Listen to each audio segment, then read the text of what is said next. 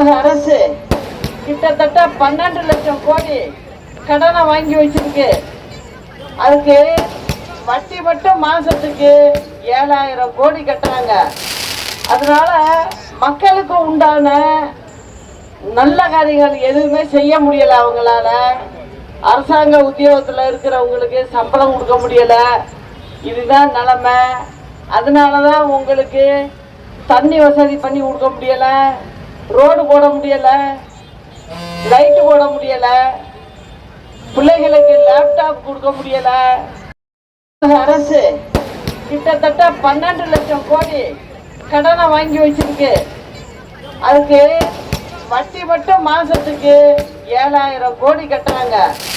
அதனால மக்களுக்கு உண்டான நல்ல காரியங்கள் எதுவுமே செய்ய முடியல. அவங்களால அரசாங்க உத்தியோகத்தில் இருக்கிறவங்களுக்கு சம்பளம் கொடுக்க முடியல.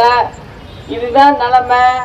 அதனாலதான் உங்களுக்கு தண்ணி வசதி பண்ணி கொடுக்க முடியல, ரோடு போட முடியல, லைட்டு போட முடியல, பிள்ளைகளுக்கு லேப்டாப் கொடுக்க முடியல. அரசு கிட்டத்தட்ட 12 லட்சம் கோடி கடனை வாங்கி வச்சிருக்கு. அதுக்கு வட்டி மட்டும் மாசத்துக்கு 7000 கோடி கட்டுறாங்க. அதனால மக்களுக்கு உண்டான நல்ல காரியங்கள் எதுவுமே செய்ய முடியல. அவங்களால அரசாங்க உத்தியோகத்தில் இருக்கிறவங்களுக்கு சம்பளம் கொடுக்க முடியல. இதுதான் நிலைமை.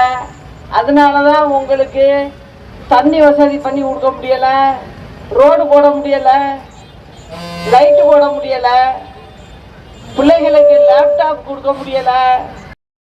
அரசு கிட்டத்தட்ட 12 லட்சம் கோடி கடனை வாங்கி வச்சிருக்கு. அதுக்கு வட்டி மட்டும் மாசத்துக்கு 7000 கோடி கட்டுறாங்க. அதனால மக்களுக்கு உண்டான நல்ல காரியங்கள் எதுவுமே செய்ய முடியல. அவங்களால